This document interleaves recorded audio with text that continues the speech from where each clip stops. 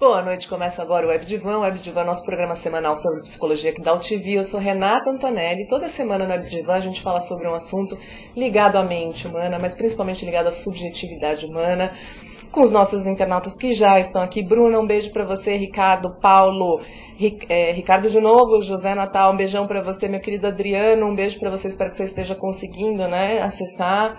Que nem você falou que ia tentar, um beijo pra você. Cadê o Neto Palma, gente? Cadê o internauta Neto Palma? Que hoje ele vai se divertir aqui no programa, tenho certeza. Vamos esperar ele chegar. Bom, enfim.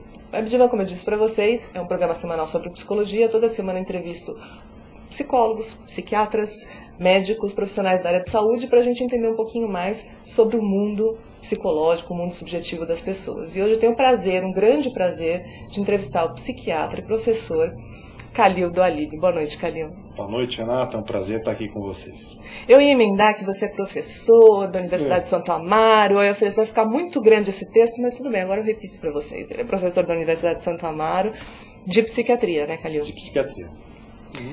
Hoje a gente pensou em falar sobre um tema que, assim, obviamente, né, com esse tempo de programa a gente já explorou diversas vezes, mas com você é interessantíssimo falar sobre depressão. Khalil é um grande entendedor do transtorno, né, Khalil? Dizem. Eu estudo há 20 anos. Então... Como começou essa tua ligação com a depressão? São os pacientes que moldam a gente ou você... Com certeza. Eu comecei a receber pacientes com depressão, você acaba cuidando desses pacientes, eles acabam indo bem, acabam indicando outros pacientes com depressão. E aí acabei estudando depressão, fui estudar depressão em todas as suas apresentações. Então eu comecei, na verdade, estudando alterações de sono na depressão. E aí hoje eu estudo até alterações de alimentação com depressão. Então, nossa, essa é uma pergunta que eu ia te fazer certamente, né? Porque é nítido como uma alimentação de um jeito faz diferença de outro jeito. Então, vamos à alimentação. Como é que a alimentação pode atrapalhar ou alterar nosso estado emocional, nosso estado de humor? Olha, tem estudos bem interessantes que eles falam que você ter uma alimentação saudável é extremamente benéfico para o funcionamento do teu neurônio. Então hoje tem estudos mostrando que a alimentação ajuda em todas as alterações mentais, todas elas.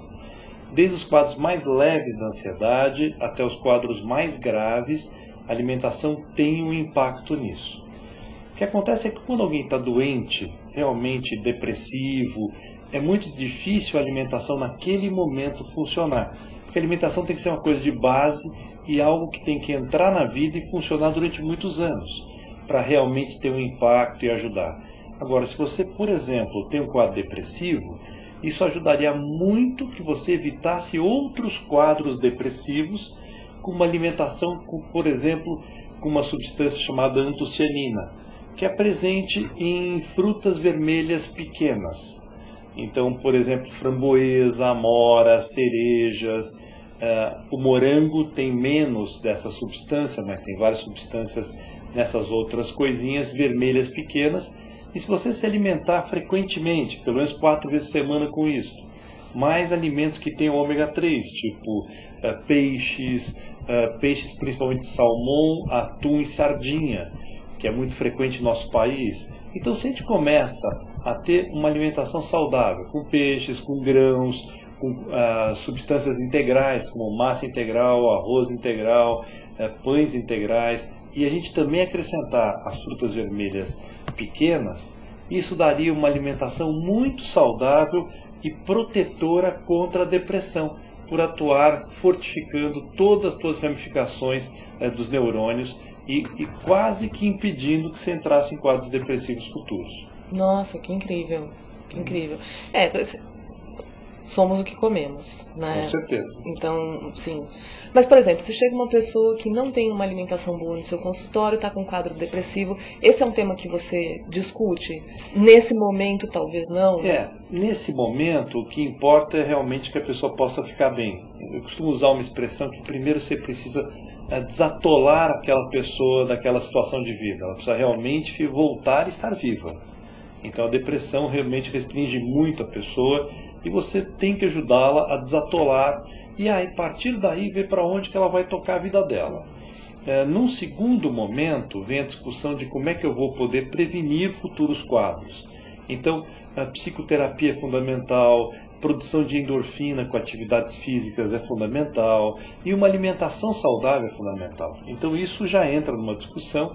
E, num primeiro momento, quando alguém está muito depressivo, a pessoa não tem energia nem vontade de cuidar se a gente fazer nada. Então, é muito difícil que a pessoa consiga fazer tudo isso. Daí a importância de família, amigos, pessoas próximas que possam se interessar e ajudar. Então, este primeiro momento é um momento de resgate, de poder voltar à vida. E um segundo momento, sim, como é que eu vou estar prevenindo novos quadros, como é que eu vou modificar minha vida para tocar a vida da melhor forma possível. Vou voltar no começo da história. O que é depressão? Então, depressão é uma coisa interessante, porque a depressão para a medicina, para a psiquiatria, é muito mais do que apenas uma tristeza. Ela é uma perda de energia, perda de prazer, a pessoa realmente vai perdendo a motivação em tudo na vida, e isto é um quadro que perdura por um tempo longo, pelo menos algo como 2 a 4 semanas. Você estar triste num dia, você estar triste com alguma situação de vida, para a medicina isso não é depressão. É um estado depressivo, é uma tristeza, mas depressão é caracterizada por algo duradouro e com a perda de energia e perda de prazer em todas as situações de vida. Aí nós começamos a pensar numa depressão que pode ser leve, pode ser moderada, pode ser grave, e de acordo com cada gradação, você pode estar fazendo uma terapêutica adequada para isso. Então, depressões mais leves, na maior parte das vezes a pessoa resolve com mudanças na vida, né? Depressões moderadas, muitas vezes já precisam de uma medicação para poder realmente voltar a funcionar normalmente, e depressões graves, esta realmente o psiquiatra tem que tomar muitos cuidados, porque inclui inclusive risco de suicídio, risco da pessoa realmente perder todo o contato com a vida, e aí são detalhes que a gente precisa tomar muitos cuidados. Numa depressão leve, por exemplo, talvez uma mudança na alimentação já surta um bom efeito, né? A depressão leve, ela não precisa ser medicada. Isso é muito interessante, a gente precisa tomar cuidado.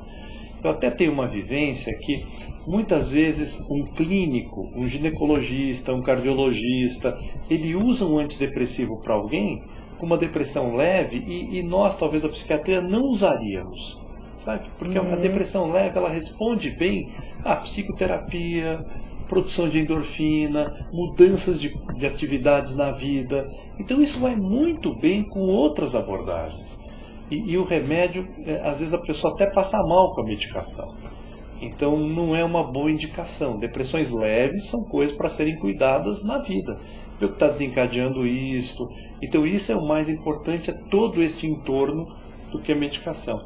Então muitas vezes um paciente vem com uma depressão leve e eu sou aquele que vou retirar o remédio. A medicação ela é guardada para aqueles quadros que são mais de uma moderada a grave intensidade. Aí o remédio ajuda muito. E mau humor? Mau humor pode indicar depressão? Então, existem depressões que se caracterizam não só por aquela pessoa que está lá deitada na cama, sem vontade de nada, melancólica e pensando em morte. Aquele é o extremo de um quadro depressivo. Mas, por exemplo, na adolescência, a adolescência ela é marcada por uma depressão muito especial, que é a depressão da irritabilidade. Então a pessoa fica mal-humorada, irritada, briguenta, essa pessoa realmente fica impulsiva, tem atitudes muito impulsivas, e isso é destrutivo. Essas atitudes muitas vezes remetem a situações destrutivas na vida. Então com isto, a pessoa nem sempre detecta a depressão, mas aquele cara, adolescente, adulto jovem, que se mete em muitas confusões, em muitos atritos, na hora que você coloca uma lupa, ele tem uma irritabilidade, ele tem uma perda de prazer nas coisas, ele é insatisfeito com todas as coisas, e isso pode denotar um quadro depressivo. Agora, é difícil, né? na adolescência, por exemplo, identificar o que é uma perda de vontade de tudo adolescente, ou o que é uma aborrecente, ou o que é uma depressão, né, Calil? Imagino que para você não, mas assim, eu vejo que para os pais é muito complicado. Eles não sabem se o filho está embotado, está mais no quarto, não quer sair, às vezes não quer comer, eles não sabem muito bem. E aí começa tudo, né? Não sabe se é uso de drogas, não sabe se é depressão, não sabe se é adolescência. Geralmente é um misto de tudo isso mesmo, né? Acho que você colocou bem, é muito difícil para os pais poderem ter uma noção exata disso. Eu acho que o que o pai deveria ficar atento são com as amizades, com que tipo de relacionamento essa pessoa está fazendo, e se, por exemplo, essa pessoa está ficando mais introspectiva, mais isolada, uma mudança de comportamento chama muito a atenção. Então, uma baixa de rendimento escolar também chama muito a atenção. Então, qualquer alteração no seu filho, que ele vinha de uma certa forma, e ele de algum jeito começou a ter uma queda, e eu acho que tem que chamar a atenção, colocar uma lupa nessa história e procurar ver direitinho o que está acontecendo. E tem muitas doenças, por exemplo, que cursam como se fossem depressão. Então, tem muitas meninas que têm alterações hormonais importantes, é uma fase de turbulência hormonal, e muitas vezes isto é que precisa ser corrigido. E aparentemente a pessoa fica sem energia, sem vontade, e às vezes é tido como depressão, o que não seria uma depressão de origem psíquica, mas às vezes de origem física, com alguma doença gerando um quadro parecido com esse. Sabe uma coisa que eu vejo bastante? Né, não só em consultório, mas como fora, o uso de medicação antidepressiva para tudo, né? Então o ginecologista indica porque está um pouco deprimida, o endócrino indica para emagrecer, e assim vai, né? E aí aquela lá consegue uma receita porque dizem que deixa mais disposta durante o dia. Então, assim, você olha em volta, né, Calil, é um abuso dos antidepressivos. Assim, quem não conhece pessoas que tomam sem necessidade ou sem orientação de um psiquiatra. O que pode causar o uso de antidepressivos sem necessidade? Renata, acho que você colocou super bem. Metade das prescrições de antidepressivo são feitas por outros colegas médicos. Dermatologistas, ginecologistas, cardiologistas. Então, metade da prescrição de antidepressivos não é feita pelo psiquiatra. Então, é uma coisa delicada. Muitas vezes o psiquiatra não receitaria antidepressivos. Às vezes eu vejo pessoas sendo medicadas por tristeza. Elas estão tristes com alguma situação de vida, estão angustiadas com alguma situação de vida. E essas não vão se beneficiar com o antidepressivo.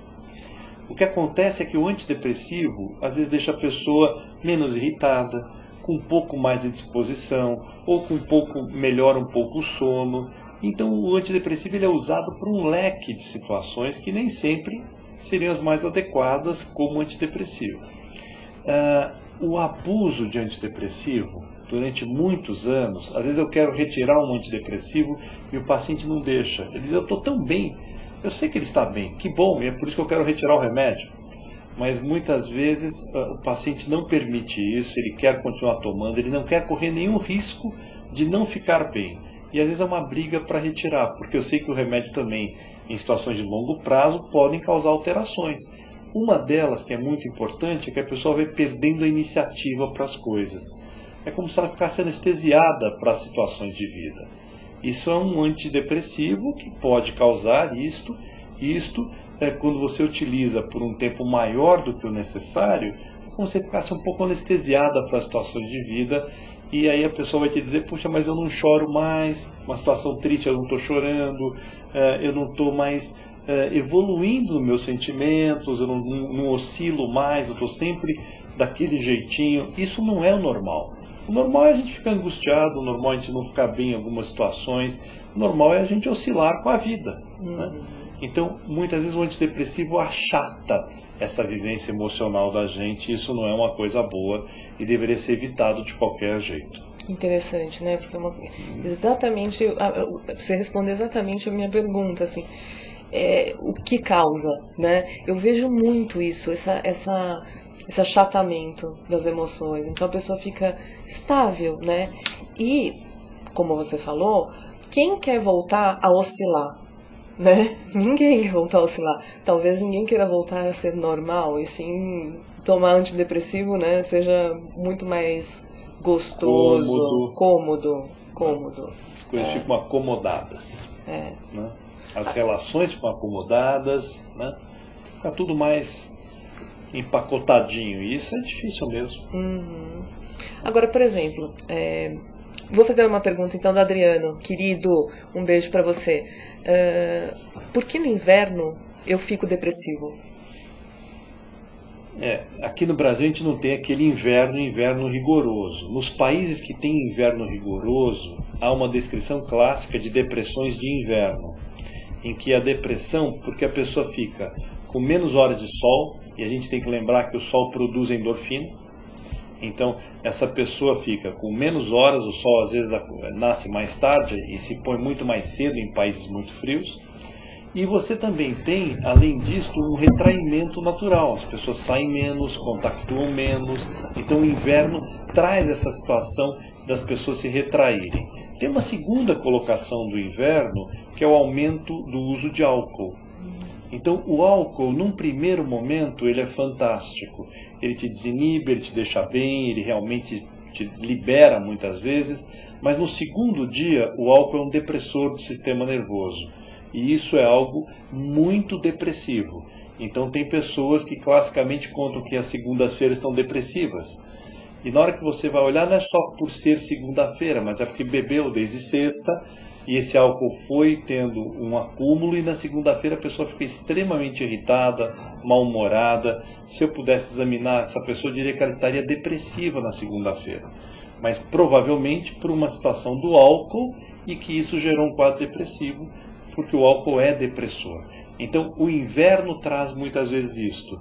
A pessoa sai menos, contactua menos, a pessoa tem menos sol, com menos produção de endorfina, e às vezes a pessoa abusa de álcool. Então uma somatória de questões do inverno que facilitam que a pessoa fique mais depressiva no inverno. E talvez aí até a comida, né? Porque a gente aumenta o consumo de comida ou de comidas calóricas no inverno.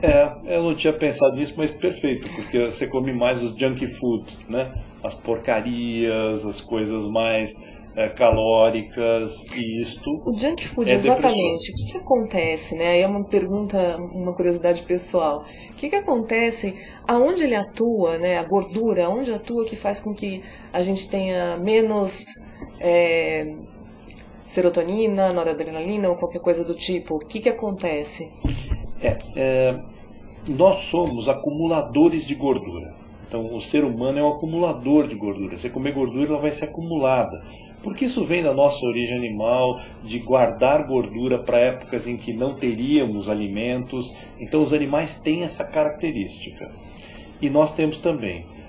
Quando a gente ingere carboidrato é muito facilmente um precursor da serotonina. Então você tem muitos precursores, por exemplo, com o chocolate. O chocolate tem um mundo de precursor de serotonina, então é muito comum quem está triste, quem está mais para baixo, usar chocolate para isto, ou comer coisas com carboidrato, e seria mais facilmente transformado em serotonina, e isso ajudaria muito. A junk food tem uma coisa anterior a essa, é uma coisa mais animal anterior a essa, e eu acho que está mais ligada à destrutividade. Porque a pessoa acaba comendo coisas que são porcarias, que são coisas que você não comeria. Outro dia eu atendi um garoto, foi a primeira vez que eu ouvi alguém me dizer que comia feijoada em lata. Então imagina, então ele compra num supermercado feijoada em lata e tem na geladeira dele. Então ele deixa arroz lá, então ele pega, esquenta a feijoada e come uma prata de feijoada à noite. Então imagina, salta a geladeira no meio da noite para comer uma feijoada em lata. Quer dizer, é algo extremamente destrutivo, porque não fará digestão, vai passar mal, com muito certeza sódio, né? Tem muito sódio, então ele vai reter muito líquido, não vai passar bem, vai ter crise de hipertensão. Então uma série de situações que são horrorosas e que essa pessoa tem uma atitude, na verdade, impulsiva e destrutiva com ele mesmo. E isso é muito ruim em todos os sentidos. Então a junk food entra nisto, né? Mas nós temos uma tendência a comer coisas com gordura por esse processo nosso de reter, de proteger, de criar reservas para que em momentos que nós não tivéssemos alimento, essas reservas fossem consumidas. Uhum. Nós temos que lembrar que nós somos animais nesse sentido. Isso vem dessa história em que os animais comiam muito, hibernavam e retinham gordura para suas épocas em que não estariam com tanta disponibilidade de alimentação. Coisa que nós não temos hoje. O supermercado tem tudo, até em excesso, né?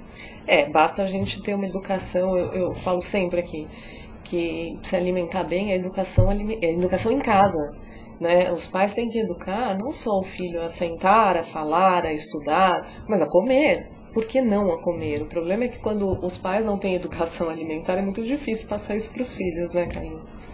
Ter esse controle sobre o alimento é muito difícil, né? Realmente a pessoa conseguir controlar o impulso de, por exemplo, comer chocolate, mas comer um pedaço de chocolate, ótimo, que coisa boa, né? As pessoas acabam consumindo algo a mais sem controle e acabam realmente se empanturrando de mil coisas. Mas porque não tem, eu acho que às vezes não tem orientação, não é orientação, às vezes base. sabe, né? Eu acho que tem o grupo que não tem orientação de base, então não sabe o que são os grupos alimentares, como dividir esses grupos, por que comer os grupos diferentes nas refeições, né? Isso não veio na educação. Ok. Tem um grupo que tem essa educação, né? Mas eu vejo que nesse mesmo grupo, assim, o importante é parecer saudável, talvez não ser saudável. Então, por exemplo, peito de peru, né? Quem diria que um peito de peru pode ser algo que não é saudável, né? Tão melhor que presunto, mas, meu Deus, peito de peru tem muito hormônio, né? Muito sódio. A gente não precisa de peito de peru. Por que consumir? Eu estava conversando com um amigo ontem, inclusive, que é atleta. E aí eu perguntei do café da manhã dele, ele estava me contando que ele come queijo branco, pão, com tomate e peito de peru. Aí eu falei assim, você acha que está muito saudável? Ele falou assim, nossa, alimentação perfeita. Eu falei, você está comendo hormônio no tomate, hormônio no peito de peru, lactose sem necessidade... Vai aonde, né? Eu acho que o pão é a melhor coisinha que você está comendo aí, o queijo branco. Se for integral. Quer dizer, as pessoas não têm educação alimentar. Às vezes as pessoas não se tocam de como o alimento acaba chegando à nossa mesa. Então, realmente, a quantidade de hormônios que são injetados em alimentos é algo brutal.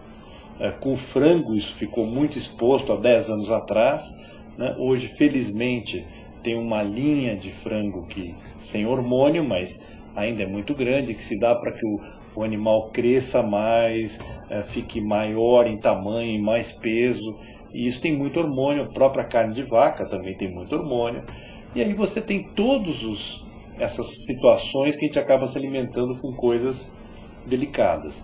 Mas eu acho que o mundo tem vivido uma busca de coisas mais naturais de novo, em todos os sentidos. Sentido da economia, e alimentação é algo fantástico que a gente está vendo. Esses estudos que relacionam a alimentação com doenças mentais, eles têm tido um impulso muito grande, e cada vez a gente tem visto mais a importância do alimento, não ainda no tratamento da doença aguda, mas na preservação, por exemplo, de neurônios e uma melhora acentuada do desenvolvimento da vida. Então, acho que cada vez mais a alimentação é algo que vai estar presente, nós vamos tentar ter um controle maior. Eu abuso, às vezes, de muitas coisas também, mas estou tentando me controlar. Eu sou um ex-gordinho, estou perdendo peso ao longo do tempo. Agora você é um magrinho, né? Não, magrinho ainda não, mas... Mas assim, eu pessoalmente te digo, eu faço uma alimentação mais natural possível, né? Como se nossos avós estivessem comendo. Evito produtos industrializados, não que eu não como chocolate, etc. Mas eu evito. Eu realmente me preocupo com o que vai para dentro do meu corpo. E eu vejo que toda hora que eu tenho vontade de comer algo, como por exemplo um peito de peru, tem que ter um esforço para controlar esse impulso e pensar sobre aquilo, pensar, bom, o que isso vai fazer dentro de mim? E não esse movimento de, tudo bem, é só um peito de peru, né? Ou, não engorda. Então, mas olha que coisa legal que você falou, você consegue pensar e decidir. Quem tem alguma doença mental não consegue isso. Então o que a pessoa perde é exatamente a opção de não fazer algo, né? ou de não estar de um certo jeito. Então isso é que é importante. Então é muito difícil que alguém tenha algum quadro tipo uma depressão e consiga controlar-se adequadamente. Até tem alguns pacientes que, nossa, são super espartanos e conseguem se manter num regime, numa dieta, mesmo não estando bem. Porque a coisa mais fácil quando você não está bem é você comer qualquer porcaria. Você acabar cedendo a esse impulso de realmente bem destrutivo e de destruir si mesmo em todas as formas. Né? Agora, a gente sabe que, por exemplo, hormônios, né, nós meninas sabemos bem disso, que os hormônios alteram demais o nosso estado de humor, né? Tem um psiquiatra amigo meu, que fala muito sobre isso, sobre a questão dessas variações hormonais durante o ciclo da mulher, né? E como que isso altera. Mas aí a gente estava falando de alimentação, eu fiquei pensando, bom, e a ingestão de hormônio? Como é que será que esse hormônio que vem de fora altera o nosso estado de humor? De qual hormônio? Tipo anovulatórios? Quer dizer, pílula, por exemplo. Pílula é um hormônio. Então, o que a gente sabe é que nós temos muito mais depressão na mulher, principalmente na fase de atuação hormonal. Se a gente olhar as crianças até 10 anos de idade, a depressão é uma para homem e uma para mulher, é 1 a 1.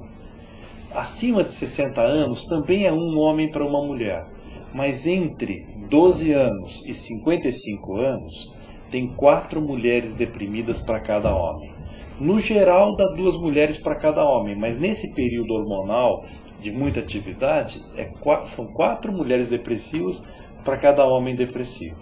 Então a importância, principalmente do hormônio estrógeno, que é extremamente ligado a depressões, a gente sabe que o estrógeno ele é importante na fenda sináptica, na relação de um neurônio com outro neurônio. E esse hormônio estrógeno ele é importante para que a serotonina e a noradrenalina possam fazer uma conexão de qualidade. Ele não interfere na quantidade de serotonina, mas na qualidade da recepção da serotonina dentro do neurônio. Então isso é extremamente importante, a gente sabe isso hoje, a gente sabe que mulheres têm essas flutuações hormonais ao longo do mês, né? E a gente sabe então que isto precisaria ser cuidado de uma forma bem interessante. Aconteceu uma coisa que foram a reposição hormonal ser classificada alguns anos atrás como algo que poderia gerar tumores, câncer, né? E nesta época houve uma redução brusca de toda a reposição hormonal para as pessoas. E o que aconteceu foi que sem reposição hormonal aumentou-se muito a depressão. Então a gente acabou vendo, constatou que a reposição hormonal facilita muito que a mulher não entraria no estado depressivo da menopausa, por exemplo. Então, a gente sabe que as alterações hormonais hoje não são só na última menstruação, na menopausa, mas começam 4 anos antes, 5 anos antes. E é a época que a mulher está mais vulnerável à depressão. É a mulher com 40 anos, e aí é uma somatória de fatores, né? Geralmente tem filhos adolescentes, os filhos já estão saindo de casa, tem uma situação às vezes afetiva também com maiores rompimentos, separações, é uma época às vezes de mudança também de situação profissional, mas ela parou para ser dona de casa há muitos anos e está voltando ao trabalho aos 40 anos, então tem uma somatória de fatores, mas o fator hormonal é muito importante para os encadeamentos de depressão. Isso que você está falando de, por exemplo, será que alguém que ingere muito frango, será que alguém que ingere muito isso teria mais depressão? Esses estudos, eles ainda são controversos. Ainda não se tem uma certeza absoluta de que alguma ingestão de alimento poderia propiciar depressão. O que eu sei é que eu tenho os protetores. Isso eu sei e a gente tem trabalhado muito nisto. Eu tenho alimentos que protegeriam e muito os quadros depressivos, por exemplo. Como, por exemplo? Então, vamos voltar. Então, os alimentos integrais, então pão, massa integral, e nós teríamos muito o peixe, mas são alguns tipos de peixe, geralmente peixes de águas profundas. Então, o salmão, o atum e a sardinha. No Brasil, chama a atenção da sardinha porque ela é barata ela está muito farta no Brasil, então qualquer pessoa poderia ter acesso. O salmão e o atum são mais caros, mais difíceis de serem encontrados, mas a sardinha não. E além disso, lentilha, beterraba, a jabuticaba, são pequenos detalhes que têm esses mecanismos protetores. E acima de tudo, as chamadas frutas pequenas vermelhas, as berries, na verdade, né?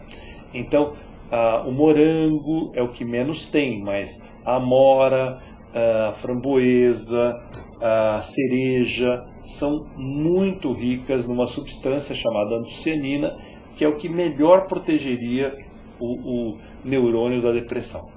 Que bacana. Que bom que eu como muita cereja, adoro. Opa. Ana Maria está falando aqui, ela fala o seguinte, um beijo, Ana, pra você. Ela fala, deixa eu contar. Fiz uma dieta só com proteína e acabei chegando com meu colesterol altíssimo, 377. Agora estou numa dieta ferrada e com medicamento para o colesterol.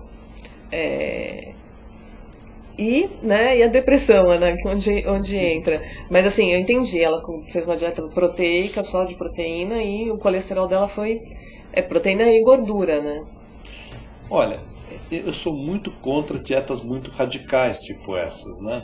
Às vezes é necessário, a pessoa está muito obesa e vai precisar operar, então tem que fazer uma dieta muito restritiva, mas tente ter uma alimentação super equilibrada. E o que a gente estava falando no início do programa, que talvez o mais importante da alimentação é que ela dure muito tempo, que ela venha para ficar. Então eu não acredito nas dietas que a pessoa emagreça X quilos em pouco tempo. Tem que ter uma mudança de hábito de vida.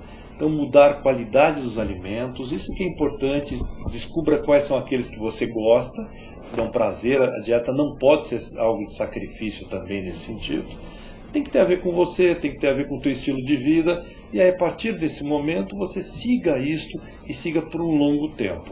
Os alimentos integrais são os mais saudáveis em todos os sentidos, e além disto, os grãos, além disto, essas especificamente para quem poderia ter uma vulnerabilidade para a depressão, a sugestão é que comesse muito peixe, principalmente o atum, a sardinha e o salmão, e principalmente as frutas vermelhas pequenas deveriam fazer parte da tua alimentação assim semanal.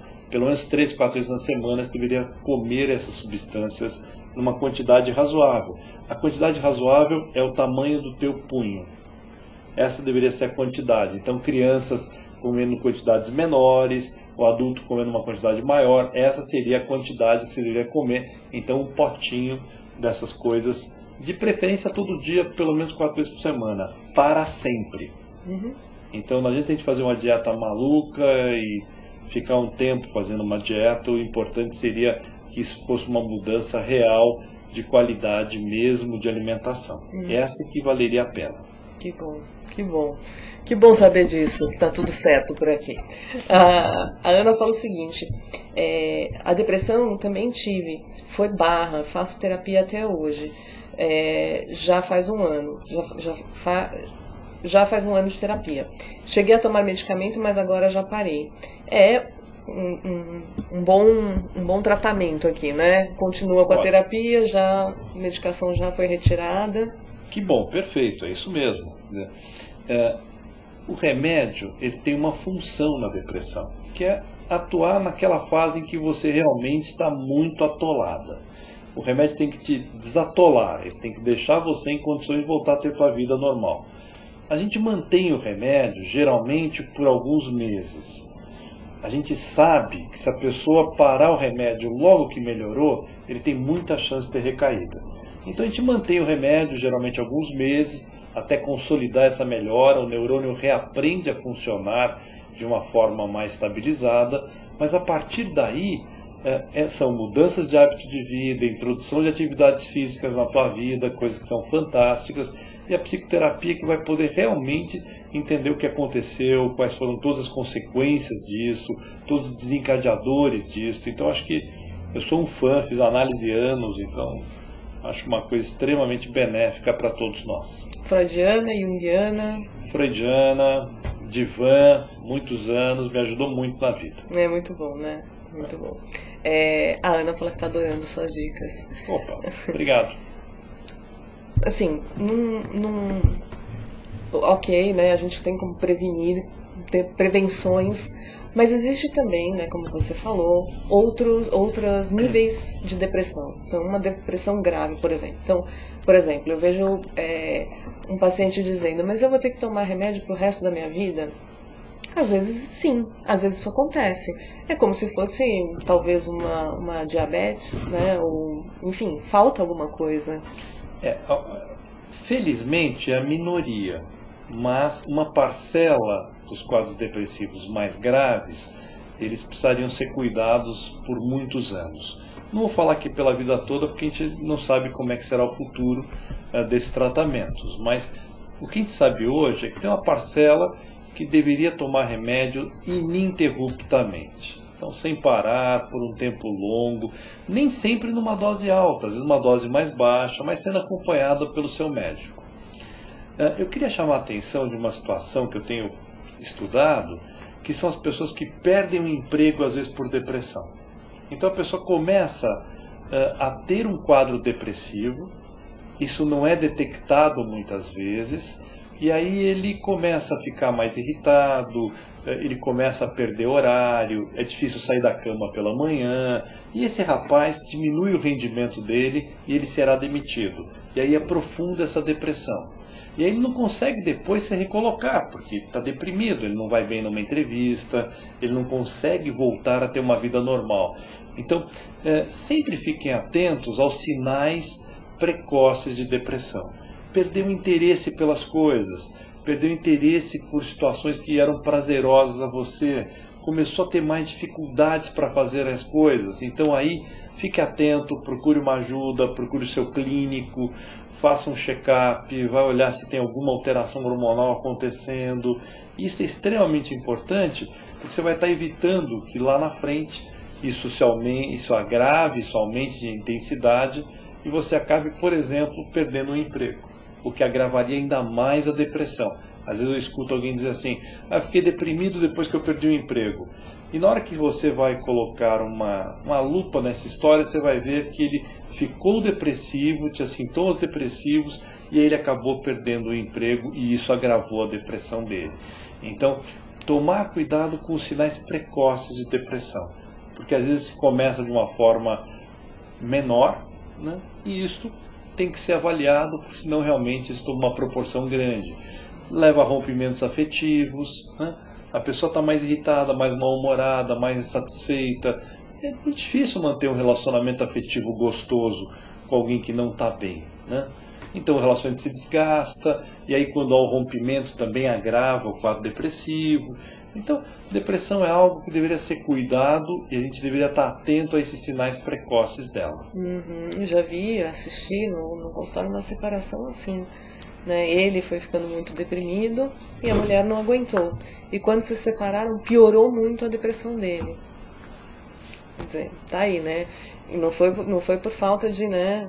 Vamos procurar ajuda, mas tem pessoas que resistem um pouco mais. A Ana fala o seguinte, nossa, acho que ele, Dr. Calil, está falando para mim, pois estou apresentando alguns sintomas que tive lá atrás. Aí eu perguntei quais. Ela fala que fica às vezes com um aperto no peito, principalmente quando acorda, de madrugada. Luta muito contra isso, mas sente uma certa insegurança. Ela falou que ela que falou que faz terapia e retirou medicamento, mas ela conta que a médica disse que não deveria ter parado tão rápido com a medicação. A minha sugestão, Ana, é que talvez você esteja tendo sintomas que são da ansiedade e da angústia. Então, são sintomas que podem estar presentes nos quadros depressivos ou podem ser só de angústia e de ansiedade por situações de vida que você esteja passando. Então, aperto no peito, uma bola que sobe e desce, falta de ar, uma situação de tremores, extremidades, sudorese fria. Então, são sintomas que são muito comuns na ansiedade. Também são comuns as situações de dores musculares, principalmente dor no trapézio, né, que é essa região do pescoço, a coluna que ficaria toda retesada, toda dura, e são sintomas de muita ansiedade. Isso podem ser precursores de depressão, mas também podem não ser. São sintomas que são só, talvez, da ansiedade.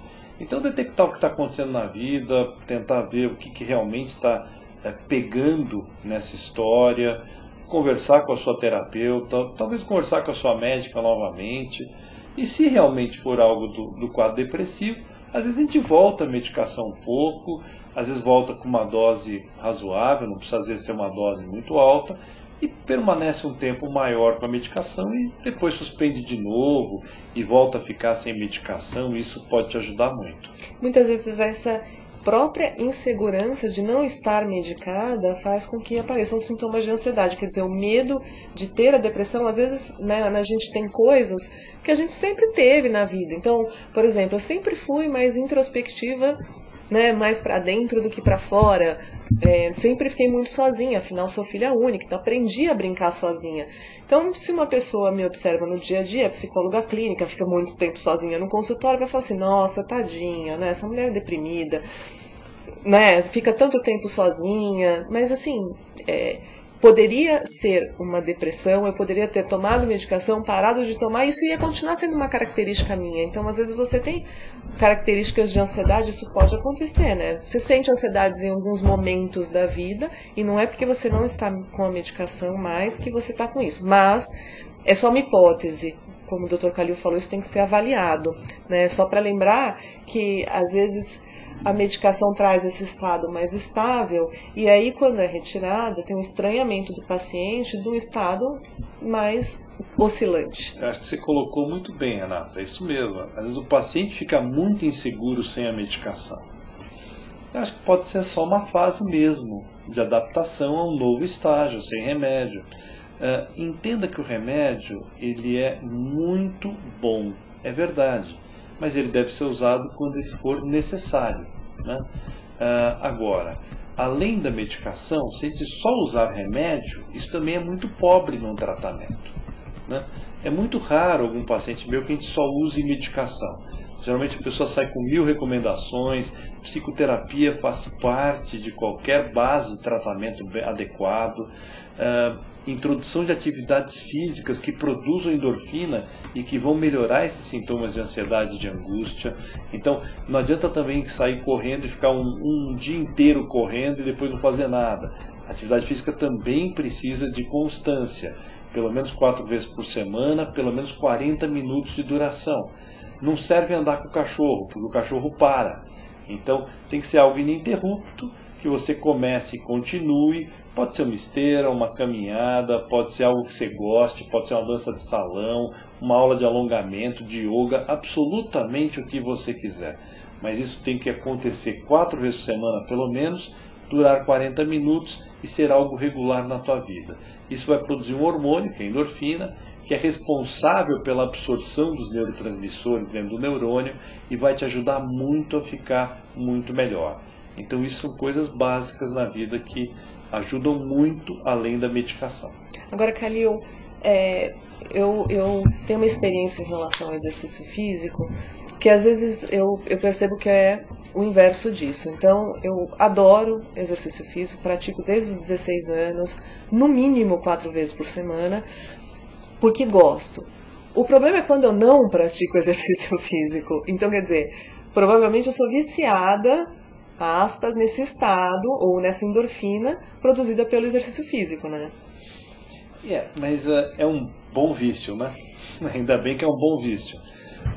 Mas quando a pessoa faz atividades físicas regulares e interrompe, tem que interromper por um certo tempo, a pessoa não fica bem. Realmente a endorfina tem essa manutenção da endorfina, não é só com atividade física, né? A pessoa pode tomar sol, o sol também é um forte produtor de endorfina, e quando a gente está feliz também é um forte produtor de endorfina. Então, isso são coisas boas que a gente tem que tentar introduzir na nossa vida, então fazermos coisas que nos deem prazer. Então, se você pode ter prazer em ler, e isso pode produzir endorfina para você. Então, é uma coisa que, desde que você tenha prazer naquilo que você está fazendo. Então, as pessoas que têm algum hobby, isso é fantástico, porque essa pessoa tem prazer com aquilo produz endorfina e isso é fantástico. Então, essa produção de endorfina está ligada a muitas situações mas nós temos que ter algo que isso realmente seja importante para nós e nos faça com uma certa regularidade. Tem que ser no mínimo realmente 4 vezes por semana. Nossa, eu dei o meu exemplo, mas a Ana deu o dela e é muito parecido com o meu. Ela fala que precisa voltar para a academia, até nisso ela perdeu o prazer, o que é comum numa depressão, né, Ana? Ela era ratinha de academia, de segunda a sábado, que ela deu aula durante 20 anos, teve academia. Quer dizer, aí eu falei pra ela, bom, provavelmente você precisa dessa endorfina, né? Ela falou, prometo voltar. Volte mesmo, né? Que coisa boa, ótimo, né? Que delícia. Sim, foi como você falou, um vício bom, né? Mas também tem um pouquinho além disso, né? Então, por exemplo, os atletas. Eu tava vendo, nem chega atleta, mas estava vendo a reportagem de um rapaz que corre todos os dias durante 1 hora.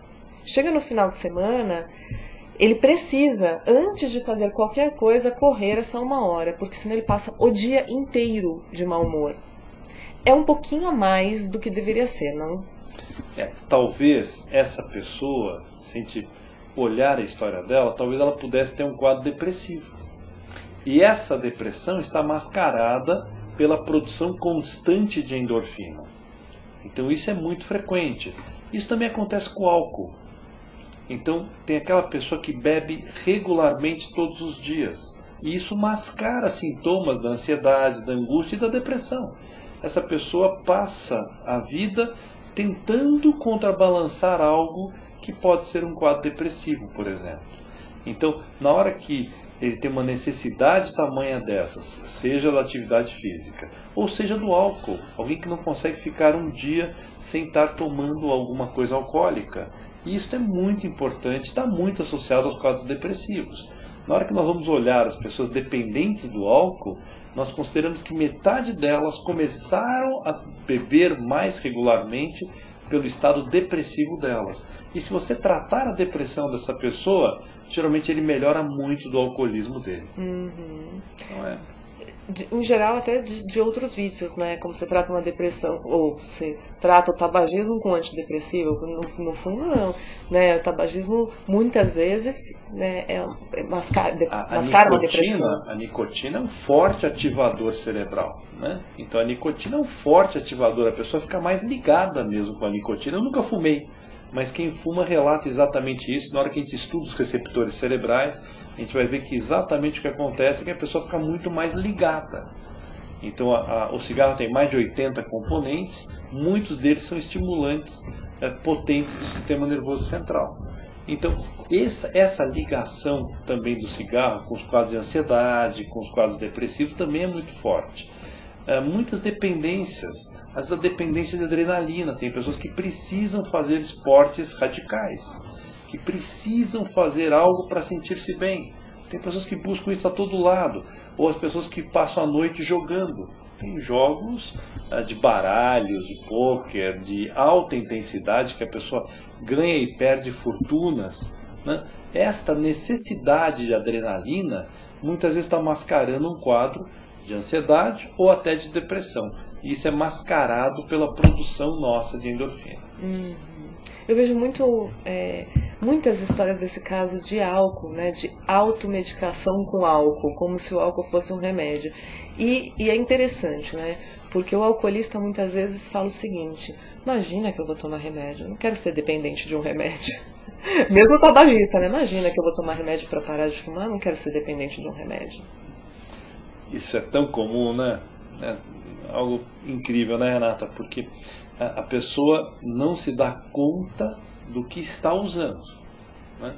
A pessoa utiliza alguma substância e nem se dá conta disso. Eu estou atendendo uma pessoa que toca numa orquestra. E aí ela está me contando que ela toma remédios antes de cada apresentação. Mas ela não acha que isso seria um problema. E ela toma um remédio que é para deixá-la mais tranquila, um outro remédio para que ela fique focada na atividade dela e uma para que ela não tenha tremores.